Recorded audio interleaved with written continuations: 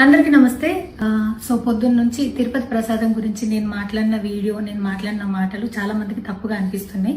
So explanation ఇచ్చే ముందే ఆ మాటలకు ఎవరన్నా హట్ అయి ఉంటే డెఫినెట్ గా సారీ చెప్తున్నాను. అండ్ నన్ను రెగ్యులర్ గా ఫాలో అయ్యేటోళ్లకు నాకు వెంకటేశ్వర స్వామి ఎంత ఇష్టమో తెలుసు.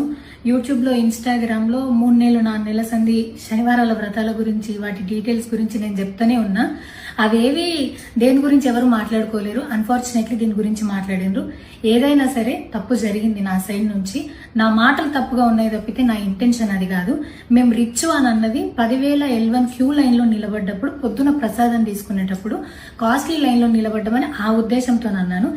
ఏం జరిగినా సరే ఇప్పుడు నేను ఏది ఇచ్చినా మీకు ఎక్స్ప్లెనేషన్ లాగానే అనిపిస్తుంది తప్పితే నేను తప్పు ఒప్పుకున్నట్టు మీకు అనిపించదు. అందుకోసం నేను దాని గురించి ఎక్స్ప్లెనేషన్ కూడా ఇస్తలేను. తప్పైతే నా సైడ్ నుంచి జరిగింది అండ్ నా తమ్ముడు సోను తరపు నుంచి కూడా జరిగింది. తను అవైలబుల్లో లేడు. తన తరపున, నా తరపున అందరికీ సారీ చెప్తున్నా.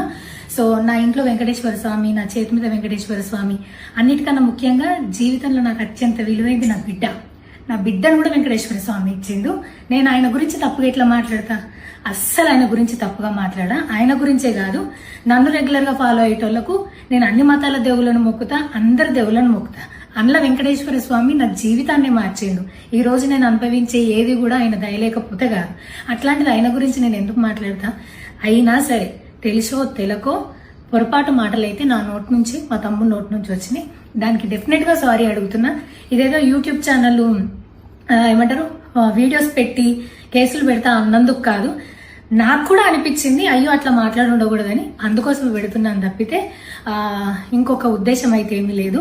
నేను మళ్ళొకసారి టీటీడీ మెంబర్స్ కి అండ్ నా మాటల వల్ల హట్ అయిన ప్రతి ఒక్కరికి నేను నా తరపు నుంచి సారీ చెప్తున్నా.